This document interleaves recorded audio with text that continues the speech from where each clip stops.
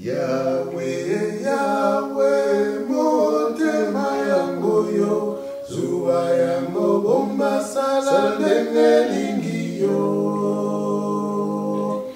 O ngai nalingi te, nazala lokola bango bami bombela yango na ndenge na ngai. Bonjour, je m'appelle Junior Banza. J'ai grandi à Kinshasa, chantant des chansons comme celle-ci avec ma famille tous les soirs. Notre nouvelle série de films intitulée « Pas par le pain seulement » raconte l'histoire de l'entrée de ma famille dans l'église en Suisse. Mais l'histoire de la conversion de ma famille a beaucoup en commun avec celle d'autres personnes en République démocratique du Congo et en Afrique francophone. C'est pourquoi nous avons appelé la série de films « Pas par le pain seulement ». Bien sûr, cette phrase vient de Jésus lorsqu'il a déclaré « L'homme ne vivra pas de pain seulement, mais de toute parole de Dieu ». Ce sont des mots qui parlent au cœur des chrétiens africains. Lorsque la pauvreté démunit, que la maladie affaiblit, que la guerre menace ou que les prédateurs humains font des victimes au nom de la richesse et du pouvoir, en Afrique, des centaines de millions de chrétiens inébranlables et résistants sont soutenus dans leurs épreuves par leur foi en Christ et œuvrent pour un avenir meilleur. Mais pas par le pain seulement n'est pas une leçon de géographie ou de statistique. Plutôt, il raconte les histoires d'un peuple fidèle comme ceux-ci, qui ont joyeusement embrassé l'Évangile, parfois au prix de grands sacrifices. Par exemple, ces épisodes vous présentent des histoires de missionnaires, d'anciens et de sœurs brillants et dévoués, dont la dévotion devient évidente lorsque nous commençons à découvrir leur histoire. Voici Cédric Chiambwe, qui a vendu des bananes voyageant à vélo de ville en ville pour gagner les 250 $ nécessaires à l'obtention de son passeport de missionnaire. Cela lui a pris 4 ans. Et voici Mathieu Kaloumé Abiloua.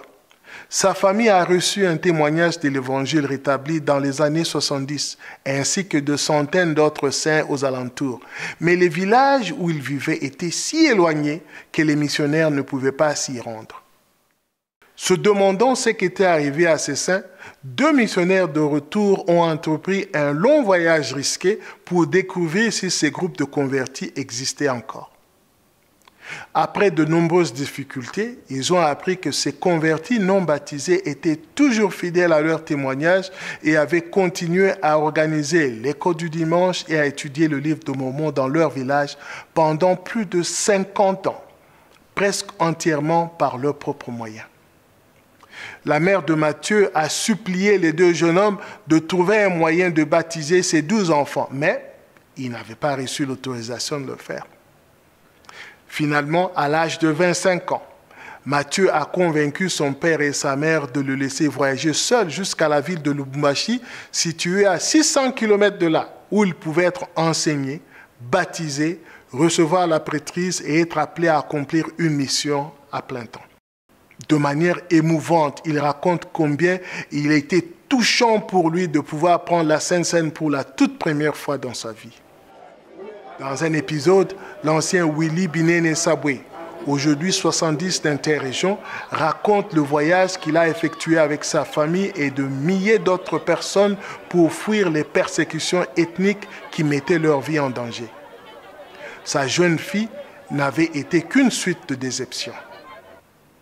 Puis, tout s'est amélioré lorsqu'il a rencontré Lily, que le Seigneur lui avait montré dans un rêve. Ensemble, ils ont élevé leurs enfants et construit une école.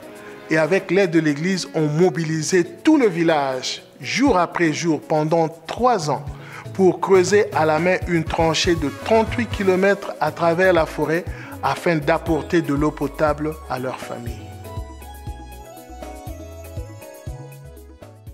Un autre épisode illustre ce que nous appelons l'effet d'entraînement de la générosité. Les personnes dans le besoin sont aidées et aident ensuite d'autres personnes à leur tour.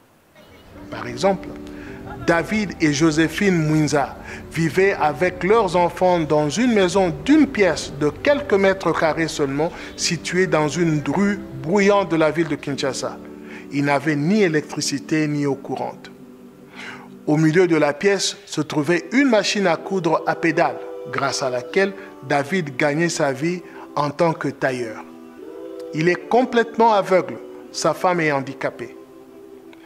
Après avoir rejoint l'église, David et Joséphine ont rêvé de créer une école où les personnes handicapées pourraient apprendre à coudre et à gagner leur vie. Grâce à l'aide d'amis bienveillants, ce rêve est devenu réalité. David, qui n'a jamais vu l'école ni les élèves de ses propres yeux, enseigne habilement à sa classe comment mesurer, couper et coudre. Après des années de préparation, David et Joséphine Mwinza ont été scellés au temple de Kinshasa. Le temps est venu de raconter l'histoire complète des saints. Maintenant, en ce moment particulier, alors que de nouveaux temples se dressent pour témoigner de la fidélité de ce peuple spirituellement sensible. Notre série de films rappellera à la génération montante du monde entier que le cœur de l'Afrique, la source de lumière, de vie, d'amour de ces peuples, n'est pas leur pain quotidien, mais plutôt la véritable parole de Dieu, désormais rétablie dans sa plénitude sur la terre.